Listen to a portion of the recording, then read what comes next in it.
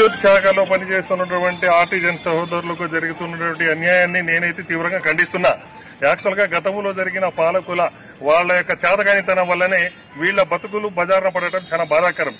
ఇది private account agency వాళ్ళు గతంలో అంటే మాజీ ముఖ్యమంత్రి వర్యులు ఎక్కడ సమావేశం పెట్టినా కూడా మైకు పట్టుకుని ఏమని ఆయన మాట్లాడేదంటే అసలు ప్రైవేట్ ఏంటంటే ప్రైవేట్ జాబ్ ఏంది, ప్రైవేటైజేషన్ ఏంది, అసలు ప్రైవేట్ అనే వర్డ్ ఎందుకు వాడుతున్నారు, ప్రైవేట్ అంటే మంత్రులు ప్రైవేట్ చేయవచ్చు, ఎమ్మెల్యే ప్రైవేట్ చేయవచ్చు, ముఖ్యమంత్రి పదవే ప్రైవేట్ చేయవచ్చు అన్నారు. గుర్తుందా? అటువంటి ముఖ్యమంత్రి వీళ్ల జీవితాలతో ఆడుకొని జీవితాల్ని అంతకాలం నెట్టివేసి పక్కకి వెళ్లిపోవడం చాలా బాధాకరం. కానీ ఇప్పుడు ఉన్న ప్రభుత్వము ఒక్కొక్క సమస్యను ఒక్కొక్క విధంగా పరిష్కరిస్తూ ముంచుకు వస్తున్న ఈ క్రమంలో వీళ్ల సమస్య కూడా తొందరగా పరిష్కరింపబడాలని నా నుండి కూడా వారికి సపోర్ట్ ఉంటుందని తెలియజేస్తూ ఇటువంటి విషయాలు కూడా ప్రభుత్వం దృష్టికి తీసుకుపోవడానికి నా వంతు కూడా నేను కృషి చేస్తాను. మరియు గతంలో చేసిన పాలకుల తప్పిదాల వల్ల వీళ్ల జీవితం అంధకారంలో నెట్టబడినది వాస్తవం కదా. అదే మరి అంటే చూడండి గతంలో ఉన్నటువంటి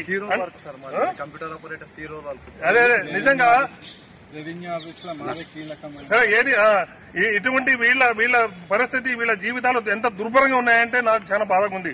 నేను ఒక విద్యుత్ శాఖలో ఒక ఉద్యోగిగా పనిచేస్తూ మానవత దృక్పథంతోనే ఈ వాయిస్ ఇస్తున్నాను. ఎందుకు ఇస్తున్నానంటే ఇప్పుడు చూడండి వీళ్ళలో కొందరు అనారోగ్య కారణాలతో